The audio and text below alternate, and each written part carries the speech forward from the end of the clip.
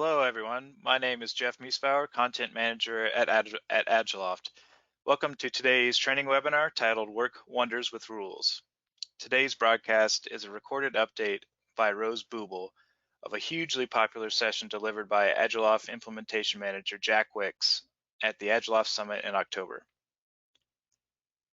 It will focus on how you can harness Agiloft's business rules engine to create more automation and efficiency in Agiloft. Presentation will be about 45 minutes, followed by a live Q&A with Jack. Please submit your questions in the Questions tab in the GoToWebinar platform at any time during the presentation. It takes about a minute to queue up the presentation, so please bear with us as we do that.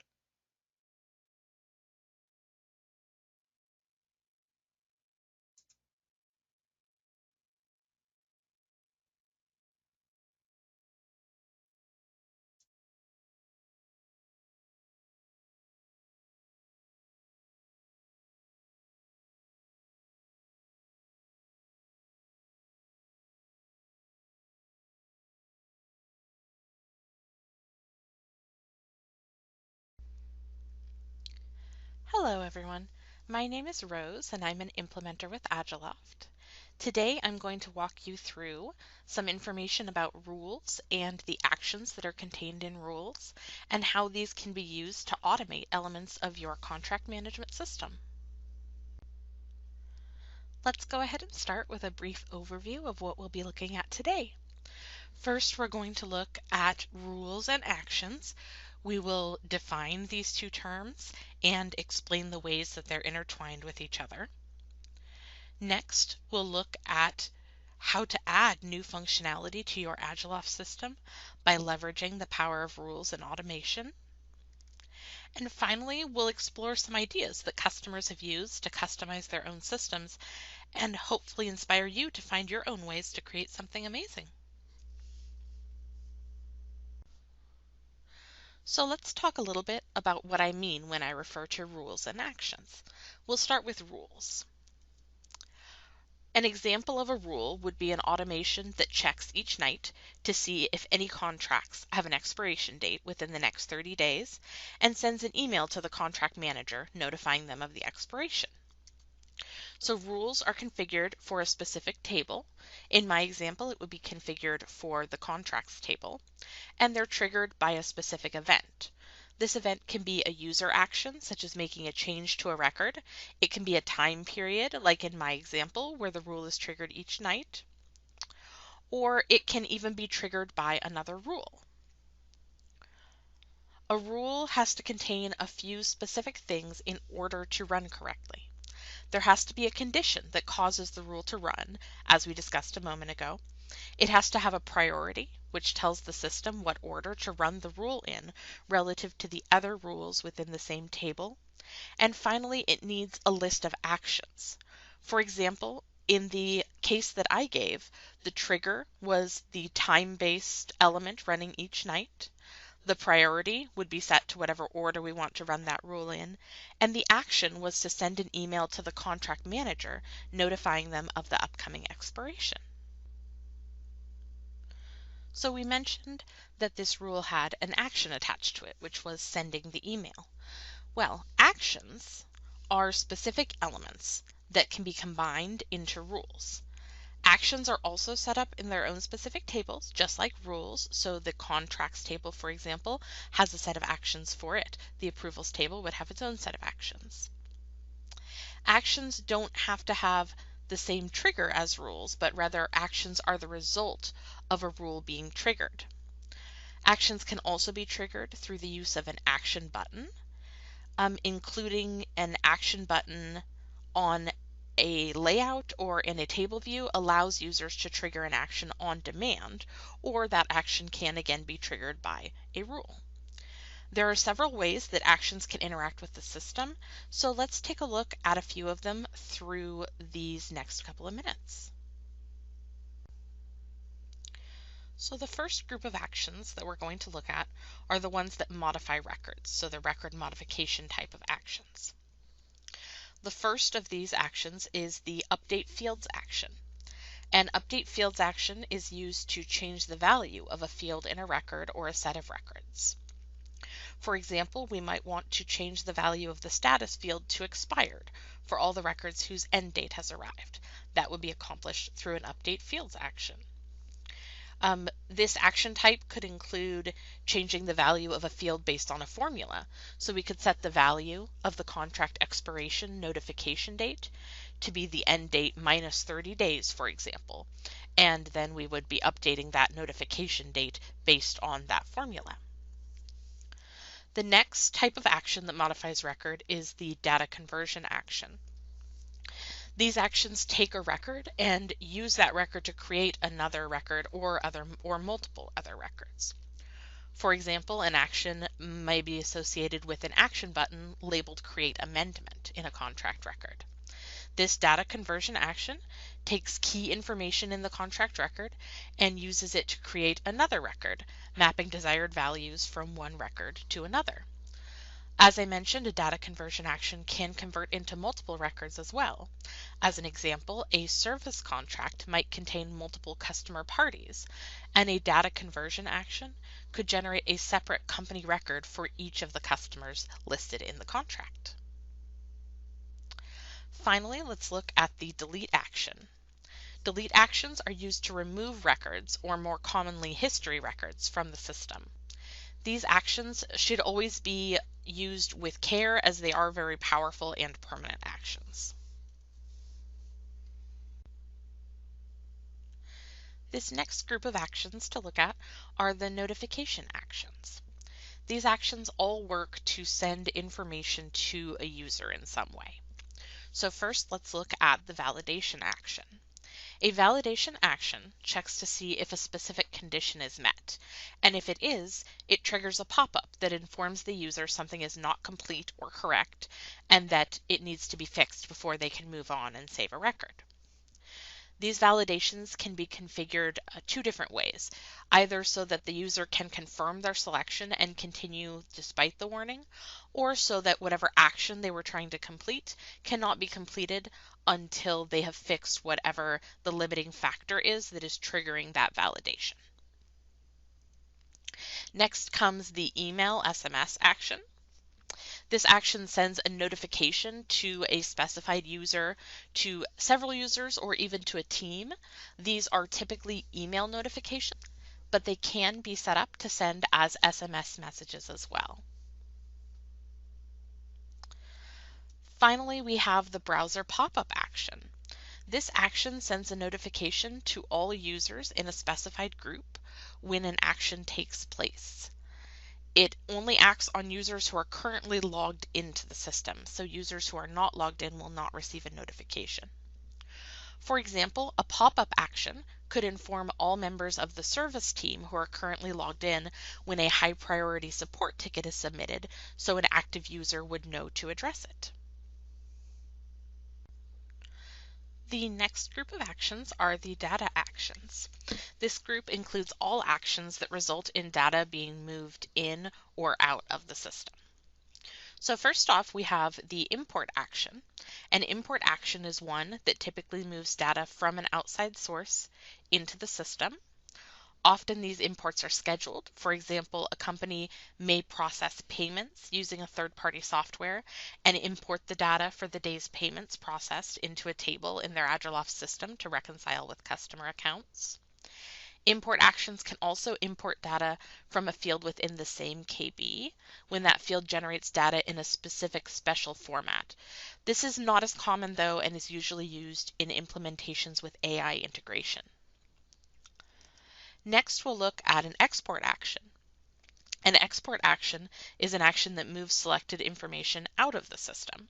This can be set up to export at specific time intervals or on user request. Finally, we have the report action. Report actions are actions that generate a report using information specific to the record or records from which the action is being triggered. For example, an action button in a contract record could contain a report action that generates a chart showing the progress on all tasks linked to that contract. Our next group of actions is going to be the family of document actions.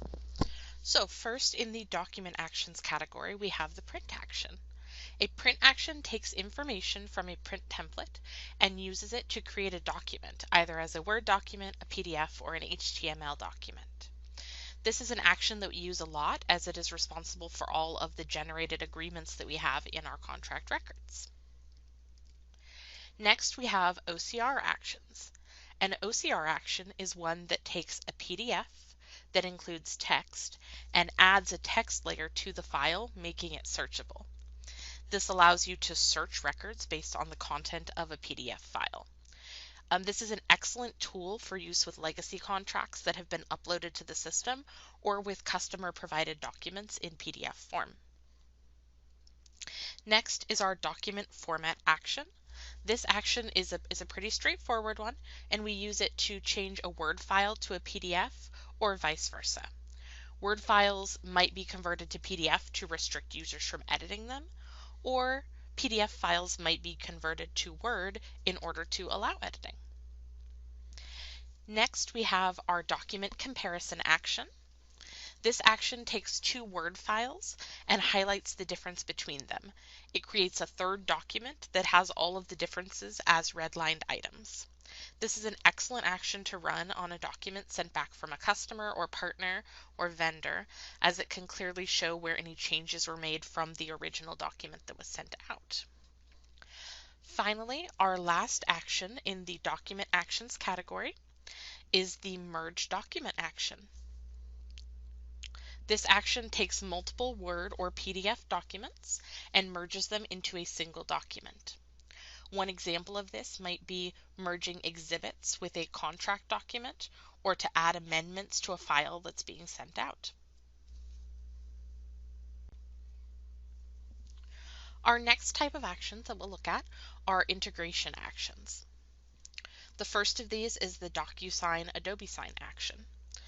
These actions are ones that create and send e-signature envelopes, and this is a common action to include in the contracts table as many users move to electronic signatures for contract execution and management.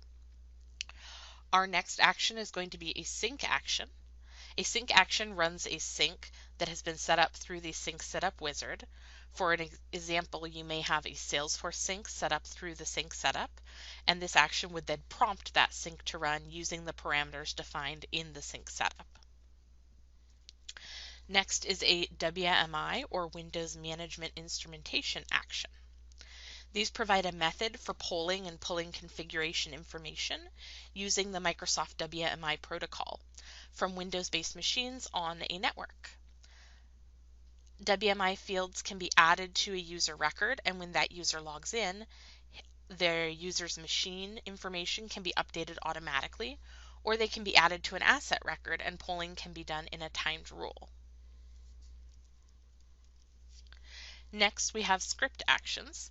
Script actions allow you to execute a script when the action is triggered, and the extension will designate how the script executes. For example, a .pl will be executed by the Perl interpreter. A .py would be executed as a Python script. .exes or any unrecognized extensions are treated as executable, and so forth. Finally, we have a few types of special actions, and we will spend a little more time in depth with these over the next few minutes. The first of these special actions is the if-then-else action. So these actions hold multiple actions nested between conditions that must be met in order for the actions to be triggered. And like I said, we're going to take a closer look at those in just a moment. Our second special action type is the linked record action. And a linked record action runs from one record and triggers an action in another record through a link between the records. For example, an action in a subcontract could change the status of its parent contract, with a linked record action providing the trigger for the action in the parent record. Now let's spend some time taking a closer look at the if-then-else action type. So this action takes a set of conditions and then indicates actions that should be triggered based on the results of those conditions.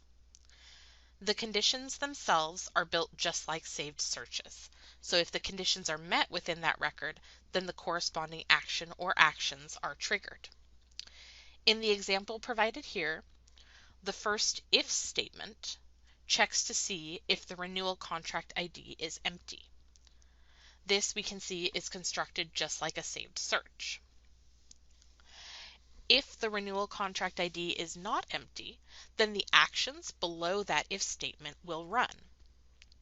So the status of the contract will be set to renewed and the alert color will be set to gray. All if statements are evaluated before actions run.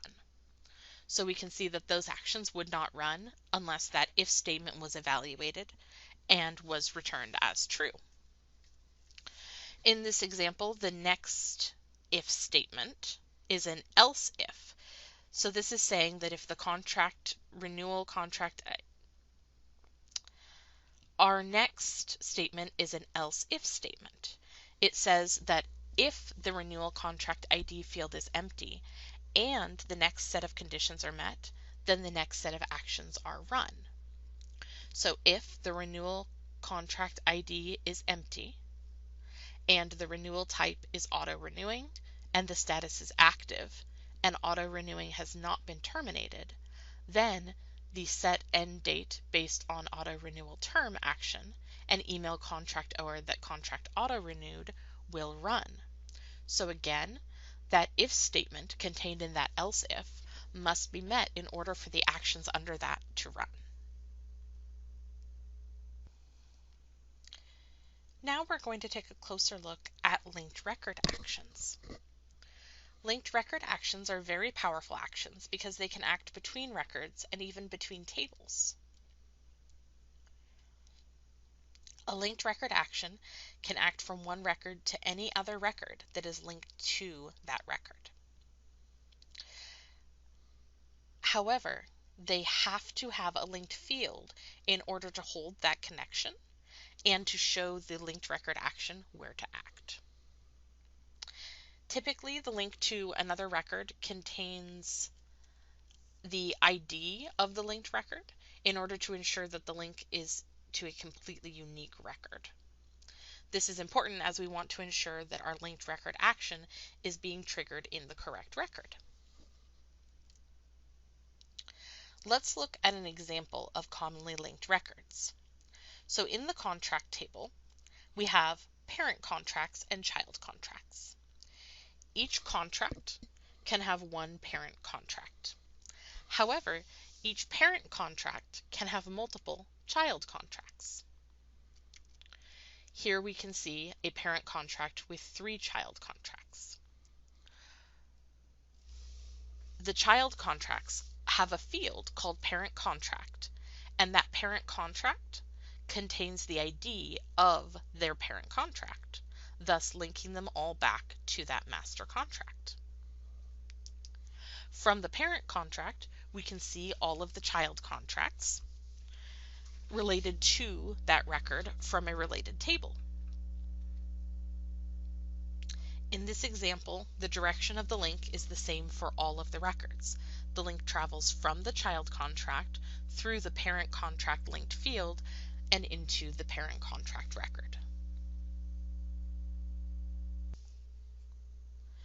Now let's take a look at a slightly more complex example of this linked record relationship.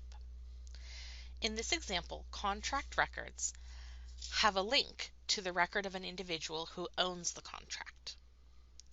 So the contract holds the user responsible for that contract in the internal contract owner field. A user can be the owner of multiple contracts, as in this case. So we can see we have a single user who is listed as the owner of 3 contracts. Each of those contracts that this user owns could also have a parent or master contract. And each of those parent contracts would also have an internal owner, a user who is linked from those master contract records. as you can imagine, there's almost no limit to how complex this linked relationship can be. Now, let's look at how all of this ties back into a linked record action.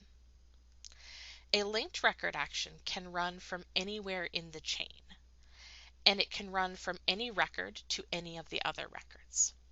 So let's say that the individual in the middle, the owner of the 3 child contracts, leaves the company. We want to notify the owner of all of the parent contracts when the owner of one of their contract's child contracts leaves. So this user leaves the company, and a linked record action is going to send an action down through the links to the contracts that this user owns, then up through the link to the parent contracts, and then up again through the link to the owner of the master contracts and notify them that the user linked to a child of their master contract has left the company. So again, that action is going to run down from the user whose record has just been marked as no longer with the company. It's going to go down to those contract records that this user owns, and then it will travel up through the master contracts associated with those records and to the owners of those master contracts, and it will send them a notification. Remember, this linked record action can act on any of the records in this chain, so if we wanted to, we could also change the internal contract owner for those 3 initial child contracts as part of this linked action, assigning the contracts to another user or users and notifying the master contract owners of the new assignment. Now, keep in mind that during each step of this linked record action, we can choose to act on only certain records through the use of a saved search. Let's say now that the rightmost master contract expired before the contract owner left the company. So that master contract has now expired. Now, when the linked record action moves down from the user record through the link to the contracts, then back up from the child contracts to the parent contract, it runs on a saved search that looks for only active parent contracts. Since the parent contract on the right is not active, the action will stop there and the owner of that parent contract will not be notified.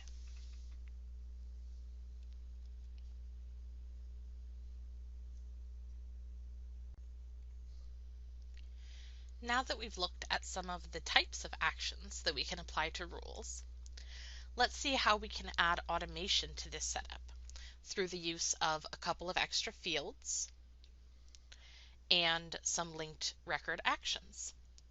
So we're going to allow active amendments to modify their parent contracts in this example. The modifications that we'll need to add will be 2 new fields to the contract table, which would be the amendment extends parent contract end date and new parent contract end date. So what this will do is allow us to create amendments that, when saved, can optionally extend the end date of their parent contract. We're also going to add 3 fields to the existing parent contract linked set. We're going to add the parent contract owner, so this would be the user who is the internal owner of the parent contract. We're also going to add that user's ID and status. So let's go ahead and head into the system, and we'll take a look at what this setup looks like and how to set up a linked record action on these new fields. To start with, let's go ahead and take a look at these new fields that we added. So I'm going to navigate over to the contracts table. I'm going to go to Setup Contracts. From here, I'll move up to the Fields tab. I am looking for amendment extends parent contract. I can see that I have that here under the options for this field. I can see that I have only made this field visible for subcontract and amendment type of records. I know that I have a new parent contract end date field in here as well.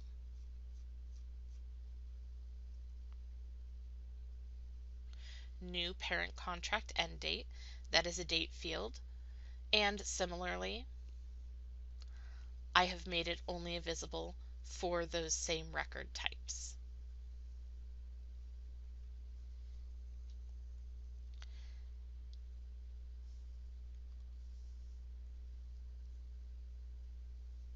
And similarly, I have made it so that it is not always visible. In this case, it is visible when the amendment extends parent contract field has a value of true. So when the user checks the box marked, yes, this amendment will extend the parent contract, they will then have a date field in which to list the new parent contract end date. We also mentioned that we were going to add a few fields to the existing parent contract linked set. So let's take a look at that. Here I can see my linked set to the parent contract, and I can see that the parent contract owner has been added. The parent contract owner ID has been added, and the parent contract status has been added. So we can tell from our record whether our parent contract is active when we add this amendment to extend the end date of that contract. And now that we've looked at that linked set and we see that all of those fields are in place as we need them, we can move back up to the top of the setup, and we'll go ahead and take a look at the rules that are going to set up this automation for us. So let's move over to the Rules tab and take a look at how we can set up this rule. So we're going to set up a new rule. We'll come up with a name for this rule. Since it's being run whenever a contract is edited, I'm going to preface the title with edit.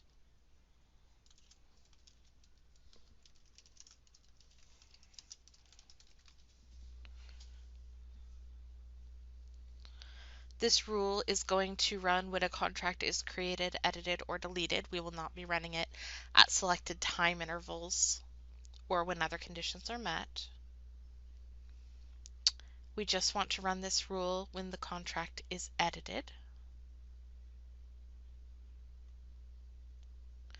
And we want to only run this rule on a select group of contracts. So we're going to filter this down to the contracts where the status of the contract changed to active,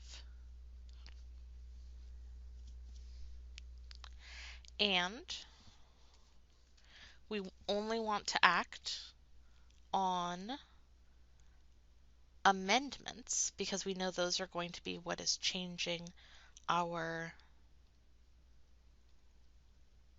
parent contract values. So we want to know when the record type is amendment. So again, we're going to filter this down to records that are amendments to parent contracts and whose status just changed to active. I'll go ahead and save this search.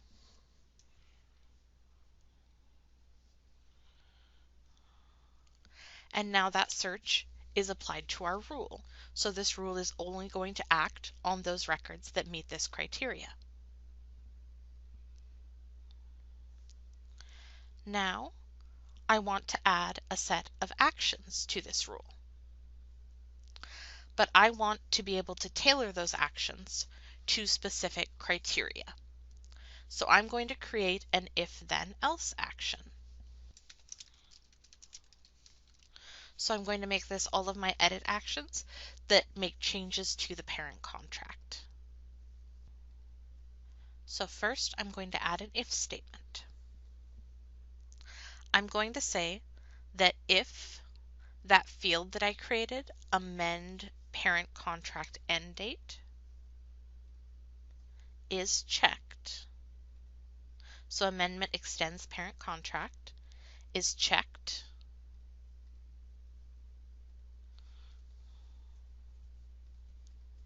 so it has a value of checked.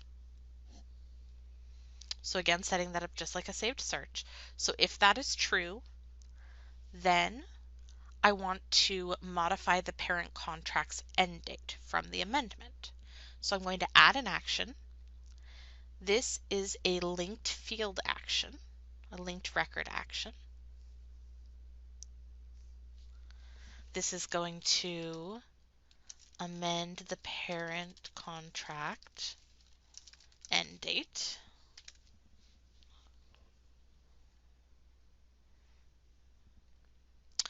I need to select my linked field that points to the record that I want. So my parent contract ID links to the contract that I want to edit. Now that I've selected my chain, I'll click Next, and I want to act on that contract record. So I click the contract record, and now I can add an action to that contract record. I'm going to update the contract end date. That will be my update field action. So I'm going to find my contract end date. There it is. And I want to change the value of that contract end date. And I want that value to be changed, set by a formula. I'm going to go to my formula. And remember, right now, I'm still in that child contract record. So I'm going to go to Parent Fields.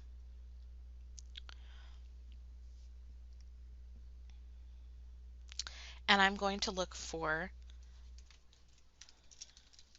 the new parent contract end date. So there's my field that I want to use to update this value. So this is going to update the contract end date using that new parent contract end date that I set in my amendment contract. I'll click Finish here and Finish here.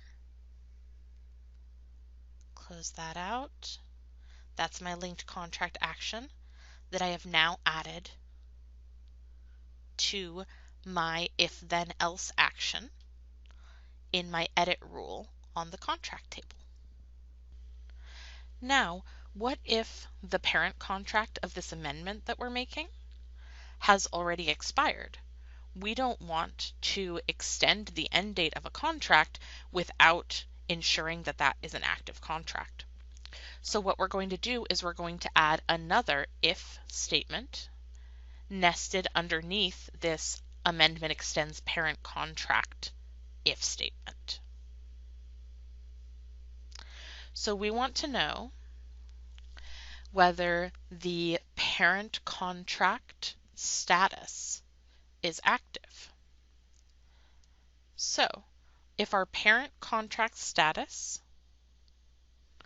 is expired, so if this contract has already expired, then we want to ensure that the parent contract is changed to active. So we're going to do another linked record action.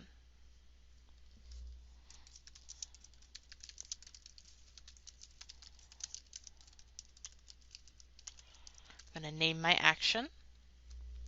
Once again, I'm going to select the link chain that I want this action to follow. the parent contract ID goes to that contract record. And in that contract, I'm going to add an action. This is an update fields action again.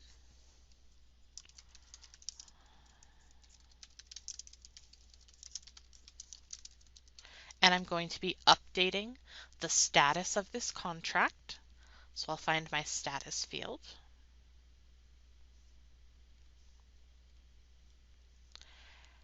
And I'm going to make this contract active.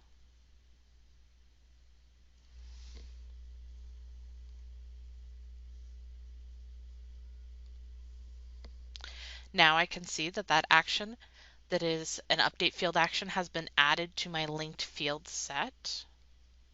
My linked field action is now complete. I click Finish, and now I can see that that linked field action was added to my set for my amendment contracts. Finally, I want to add one more element. So if the parent contract owner is not the same as the owner of this amendment, so if the parent contract owner ID does not equal the contract owner ID, which I can find in my fields list right here, so contract owner ID,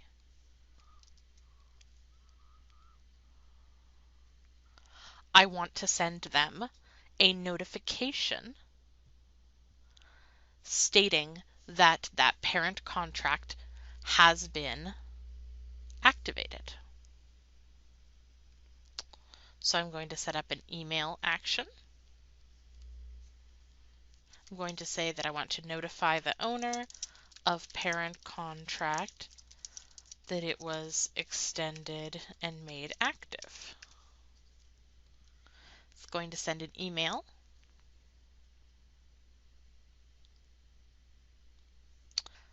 And I want to send that email to the user in the parent contract owner field.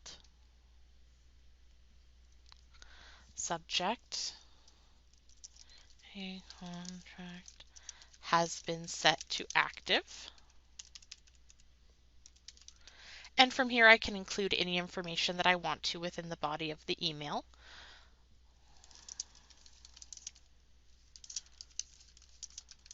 I can write them a message letting them know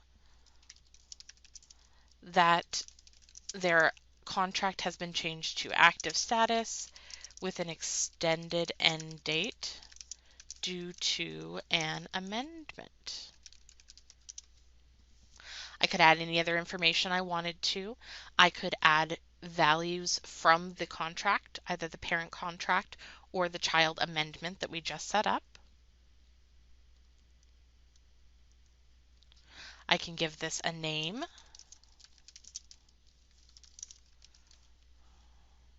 For future use. And now I have set up my email action. So if this first statement is true, the amendment extends parent contract is set to true, then the parent contract end date will be extended. If that is true and the parent contract status is expired, then the parent contract will also be changed to active. If both of these things happen and the parent contract owner is not the same as the amendment contract owner, then we'll notify the parent contract owner and let them know that this activity took place. All of these aspects have now been added to this new rule that we set up that governs all of the changes made to parent contracts by amendments. We also want to make a quick change to the all edits rule, which is right here, for contracts, because we want to make sure that when that date is being added, the date to which the parent contract end date will be extended, that date is in the future. So I'm going to add an action to this general edit rule that is to validate the parent contract end date. In fact, I'm going to make that to validate the new parent contract end date, since that's what we called our field. So I'm going to add an if statement here that is going to check to make sure that the new parent contract end date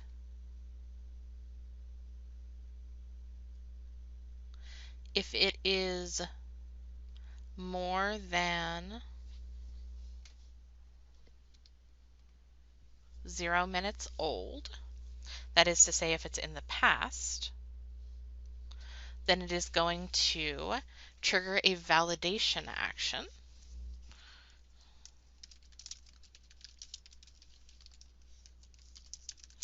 And this validation action is going to be called new parent contract end date.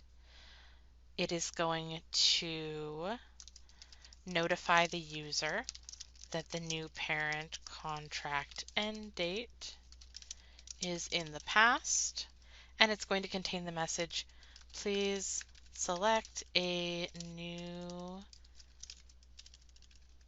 parent contract end date in the future.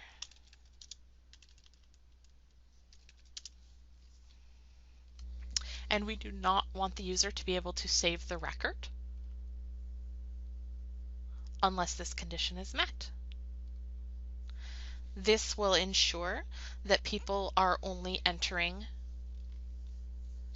new contract start dates for parent contracts in the future, and they're actually extending the date. Otherwise, we would not want to select that this amendment extends the date of the parent contract.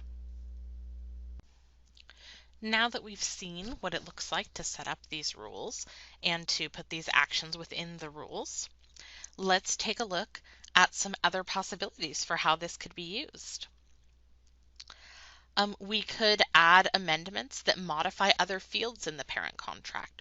For example, we could add to the contract amount when an amendment is added. We could change the number of renewals that are allowed for a parent contract using information from within the amendment. We could even add a contract type for termination that can terminate a parent contract. And we can set it up so that when a parent contract expires, or even when it's terminated by a termination subcontract, all of those child contracts are ended as well.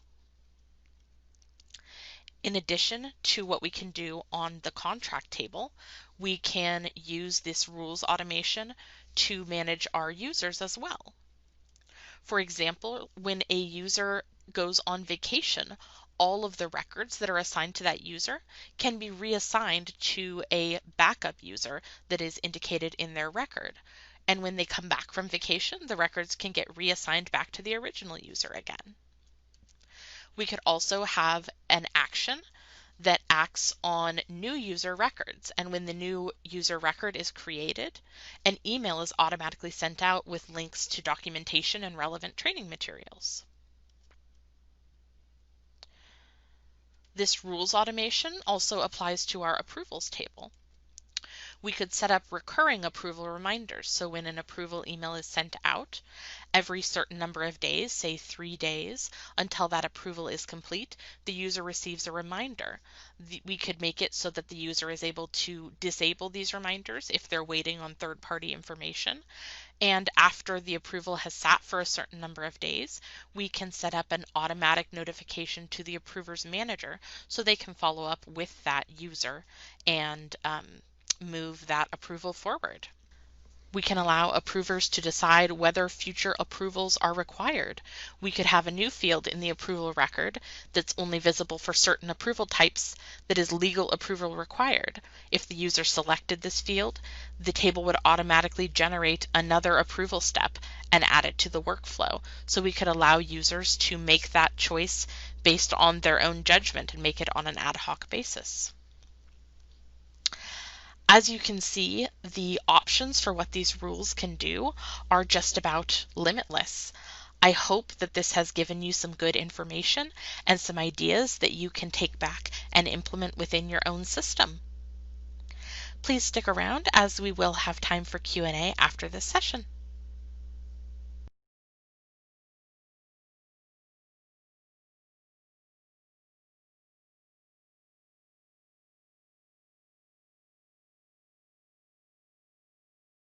Thanks to the recorded version of Rose, and now we welcome Jack for the Q&A. I'll start with one we always get. Will the recording and slides be available after the webinar? Yes, we will post this edited version under events and webinars on our website in 24 to 48 hours. We'll also send the slides and recording via email.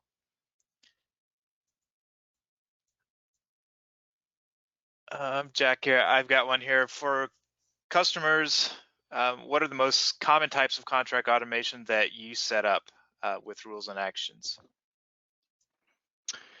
Yep. So a very common one that gets set up through actions is some validation actions that could be put into place before submission. So when you're adding fields to the contracts table, you may have seen that you can make them required yes or no, but you can also add some validations via the if then else action and the validation action. You can put that into your submit button to check that the user has filled out more complex requests. Maybe you're checking to see if they've added an attachment. You could count the number of attachments and say you need to add an attachment before you submitting. You could check the contract amount value. You can do a lot of more powerful validations via the if then else, or a combination of the if then else and the validation action. Some of the other automation that I've added, perhaps you'll want a list of tasks to be generated when a contract is active. You could base that off the contract type. So maybe a task that's in a year's time, go check the pricing of the contracts, whatever you want to have as a task. That's a pretty common one. I think basically anything that will improve the automation of your contract lifecycle management gets added as a rule or as an action. So anytime we need to customize the workflow to meet your needs, it'll get added as a workflow or an action. Great. I see a question from Paul. Hey, Paul. He says, does the document compare action only work with Word docs? Yeah, the document compare action does only work with Word docs. It uses the Microsoft Word's API to run the redlining, which can only be used on Word documents. But we do have an action that can convert PDFs into Word documents. So potentially, if you have a PDF, you can convert it first into a Word document and then run redlining on it. I haven't looked too much about, and that uses the words, sort of the Word out of the box conversion from PDF to Word. So I don't know if you were comparing a sort of a converted PDF against a Word document, if it would think that everything was a change or not. It's basically uses that Word redlining, so it's sort of dependent on the power of that functionality. But it is only Word documents, but you can convert beforehand. Great. I've got one here from Anna. Is there any way we can get a list of rules or actions that trigger a specific action? In other words, a way to search actions in rules.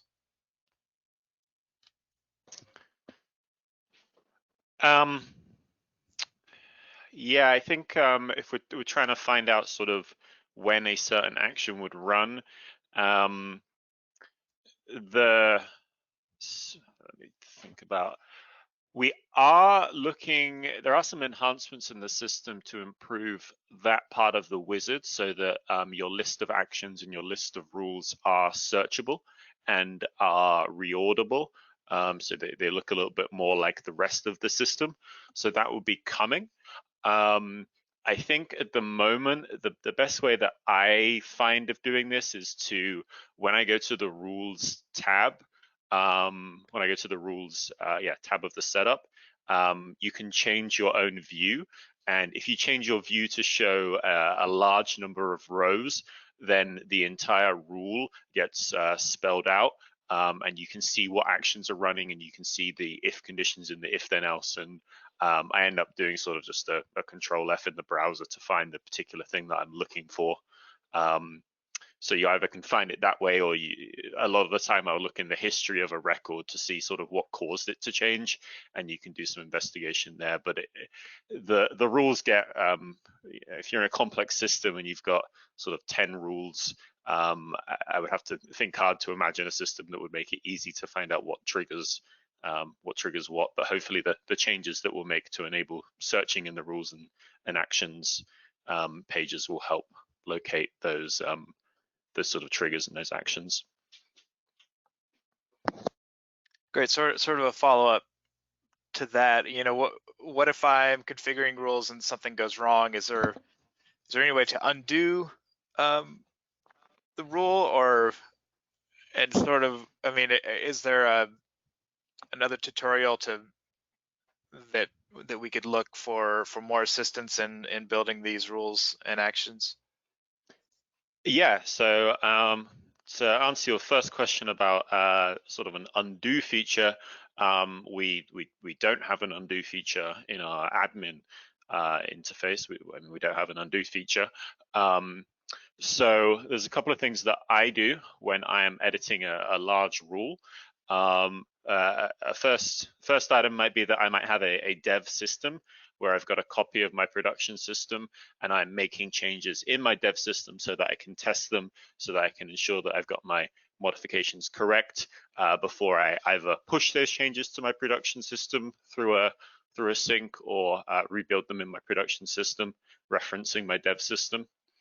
Another method that I've used in the past is to take a screenshot of my rule or of my if then else action before I start working on it, and then I can always revert back to what I had previously. When you're editing a rule or an if then else action and you remove an action, that action still exists in your system, so you can put it back in. You're not typically deleting that action from the system, you're just sort of moving it off the rule, so you can add it back in. But I think really you should either be working from a dev system or taking a screenshot before you start work, or even recording your screen, and then you can sort of follow the steps back exactly to go back to where you came from. And the second half of that question on where can I learn more, definitely our wiki has a lot of documentation on the rules and actions, and you can look either specifically in the rules and actions section of the help, or you can look at the documentation for our out-of-the-box system, which majority of you would have started from, that has some of these rules and actions built out, so you can use those as examples and design standards when you're building out your own systems. Also, our free online admin training goes through building rules using actions as well. So those are sort of the two places you can look for that. Yeah, great. And I would say if you're in your dev system, if you're doing something trying to see if it'll work and you have a problem, you can always go to our online community.agiloft.com and pose questions there. And there's anyone can respond and help, including Agiloft implementers and partners and other people working in Agiloft. Yeah, thanks, Jeff. And I monitor that as well, so you'll probably get an answer from me. Yeah, I've seen lots of good responses from Jack on there. So One last question here. I'm not an admin in my Agiloft system. What kind of automation can I configure? Yeah, so what you can configure in Agiloft is based off your permissions. Obviously, admins have the highest level of permissions. They can go into the system, get into the setup, edit the rules, edit actions, edit any values in fields. And I guess going down the levels of permissions, it is actually possible for an admin to create a group and this new group to have only admin access to certain tables in the system. So let's say we're using our Agiloft system for two processes. Maybe we're using it for contract management, but we're also using it for service desk, and we had different admins doing the administrative activities for those different processes. Well, perhaps those groups would only have admin access to their respective tables. So those users can go in and edit the tables that they have access to. And then let's talk about our users that don't have admin access. So if you don't have admin access, you still have the ability to customize parts of your system. So, and again, this is based off the permissions that were granted to you, but you could potentially have permission to edit your personal view, potentially edit other system views, likewise for searches to create your own searches, potentially edit other system searches or make copies of other system searches. You can change your left pane. You can go into my preferences and change keyboard shortcuts. And potentially on sort of how your system is configured, some of the automation options might actually exist as values in records. So a good example of this in our out-of-the-box system is the way that the approvals table works and the approval templates and the approval workflows tables. These are records in the system that define who should be receiving approvals for a given contract type. And because these are records in the system, it means that non-admin users can go in and, based off their permissions, make changes or additions to these workflows. So you can actually change your contract workflow without having those admin accesses. So if you're a contract manager, or if someone in your staff is a contract manager and you want to give them the ability to create new workflows, new approval workflows, or edit existing ones, you can do that without giving them admin access. Great. If we don't have any other questions, I think we'll call it a day. I want to thank Jack and Rose again for their time producing this session. And if you've enjoyed this one, you should check out our next week, our webinar series. You can see them all at agiloft.com. Next week, we'll talk to our newly appointed Chief Revenue Officer, Kevin DeBlock. He'll talk about Agiloft's sustainable growth strategy for sales and partners and why he's excited to be at Agiloft. Thanks again, everyone, and we'll see you next week.